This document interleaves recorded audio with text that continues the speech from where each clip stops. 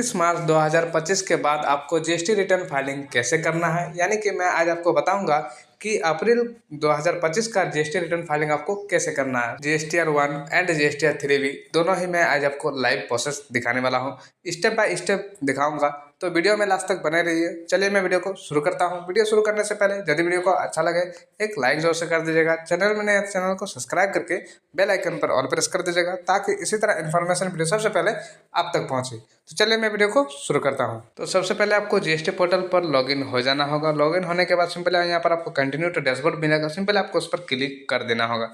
जैसे आप continue to dashboard पर क्लिक करते हैं, यहाँ पर फाइल रिटर्न्स मिलेगा, सिंपल आपको उस पर भी क्लिक कर देना होगा।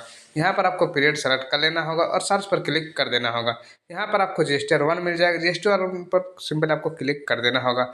यहाँ पर आपका जीएसटीआर 1 का टेबल खुल जाएगा। यहाँ पर यदि आपका B2B यानी कि जीएसटी बिल काटे हैं, तो यहाँ पर आपको B2 बिल पर क्लिक कर देना होगा और यहाँ पर आपको ऐड रिकॉर्ड मिल जाएगा। ऐड रिकॉर्ड पर सिंपल आपको क्लिक कर देना होगा। जैसे आप ऐड रिकॉर्ड पर क्लिक करते हैं, यहाँ पर जो भी पार्टी का आप जीएसटी बिल काटे हैं वहाँ पर उसका जीएसटी नंबर डाल देना होगा। पार्टी का नाम ऑटोमेटिकली यहाँ पर आ जाएगा। उसके बाद उसका invoice number, date, invoice value यानी कि जो टोटल वैल्यू है वह डाल दीजिएगा। उसके बाद यहाँ पर सारा टेबल आपका खुल जाएगा कि कितना % का टैक्सेबल वैल्यू आपको डालना है।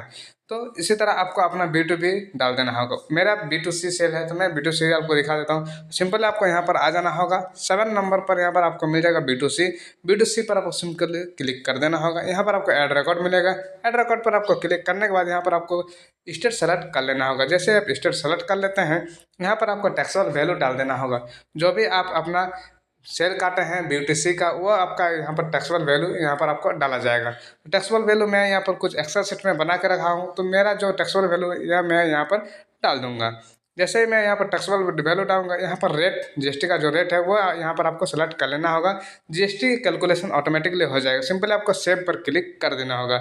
जैसे ही आप सेव पर क्लिक करते हैं, आपको जो भी डेटा है वो आपका यहाँ पर सेव हो जाएगा। यदि आपका और भी कोई सेल काटे हैं कोई % का, तो यहाँ पर आप स्टेट सेलेक्ट करके फिर से आप उसको टैक्सेबल वैल्यू डाल के रेट डाल के सेव पर क्लिक कर दीजिएगा। तो यहाँ पर आपका B2C का सारा डिटेल सेव हो जाएगा। जितना भी % का आपको डालना है, जैसे कि 5%, 12%, 18%, सारा % यहाँ पर आपका ऑटोमेटिकली आ जाएगा। उसके बाद आपको यहाँ पर एक बार चेकआउट कर लेना होगा कि आप जो भी B2C सेल डाले हैं वो सारा चीज़ सही है या नहीं है।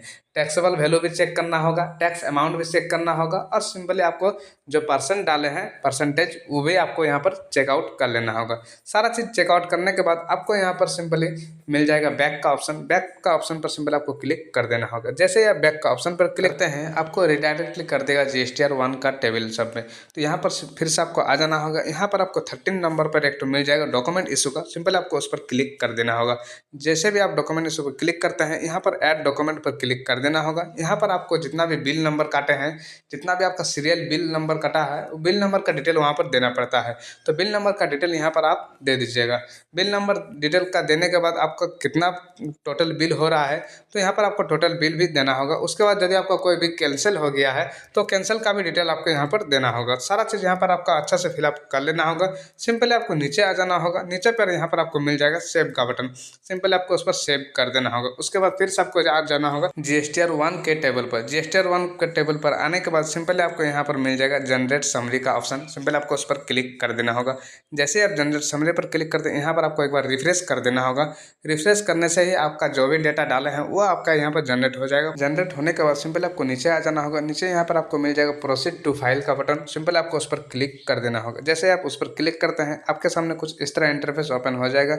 यहाँ पर आप जितना भी सेल डाले हैं B2B या B2C, सारा यहाँ पर आपको मिल जाएगा। यहाँ भी आप एक बार चेकआउट कर लीजिएगा सारा चीज़ चेकआउट करने के बाद सिंपल आपको नीचे आ जाना होगा। 13 नंबर टेबल पर आपको यहाँ पर मिल जाएगा डॉक्यूमेंट इशू का भी, यानी कि बिल नंबर। उसके बाद सिंपल आपको फाइल स्टेटमेंट पर क्लिक कर देना होगा। जैसे आप उस पर क्लिक करते हैं, यहाँ पर चेकबॉक्स मिल जाएगा। सिग्नेचरी अथॉरिटी पर सेलेक्ट कर लेना होगा। EBC पर आपको क्लिक कर देना होगा। जैसे आप EBC पर क्लिक करते हैं, यहाँ पर आपका मोबाइल नंबर और मेल ID पर दोनों में ही OTP जाएगा।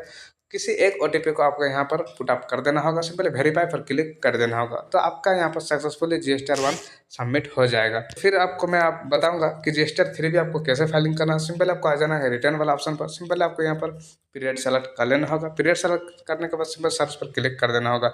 यहाँ पर जीएसटीआर 3 भी फाइलिंग करने से पहले आपको जीएसटीआर 2 भी एक बार चेक कर लेना होगा कि जो भी आप परचेज किए हैं वो डेटा यहाँ पर आपका आया है या नहीं आया। तो एक बार आप यहाँ पर चेकआउट जरूर से कर लीजिएगा।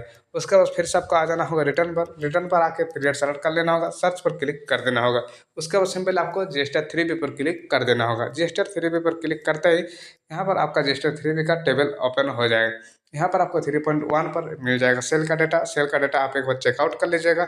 उसके बाद 4 पॉइंट में आपको मिल जाएगा ITC यानी कि परचेज का डेटा। तो यहाँ पर आपको सारा चीज़ अच्छा से चेकआउट कर लेना होगा।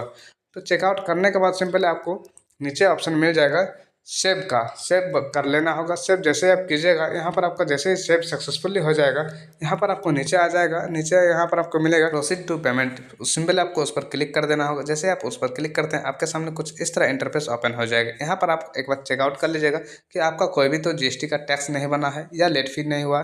सिंपल आपको यहाँ पर मेक पेमेंट पर क्लिक कर देना होगा और ऑफसेट सक्सेसफुली आपको यहाँ पर कर लेना होगा। उसके बाद सिंपल आपको प्रोसीड टू फाइल पर क्लिक कर देना होगा। चेकबॉक्स पर क्लिक करना होगा, फाइल विथ EBC पर आपको क्लिक कर देना होगा। मेल ID और मोबाइल नंबर दोनों में ही आपका OTP आएगा। किसी एक OTP को आपको यहाँ पर पुटअप कर देना होगा। जैसे आप किसी एक OTP को पुटअप करते हैं, वेरीफाई पर क्लिक करते हैं, आपका GSTR 3B भी यहाँ पर सक्सेसफुली फाइलिंग हो जाएगा। तो इसी तरह आपको भी अपना GSTR 1 और GSTR 3B अप्रैल 2025 से आपको इस तरह फाइलिंग करना होगा। आई होप इस वीडियो में आपको सारा चीज़ समझ में आ गया होगा। यदि इसमें आपको कुछ भी डाउट है तो कमेंट सेक्शन में कमेंट कर सकते हैं। कमेंट का रिप्लाई मैं जल्दी देने का कोशिश करूँगा। फिर मिलते हैं हम लोग नेक्स्ट वीडियो में। तब तक के लिए जय हिंद, वंदे मातरम, थैंक यू।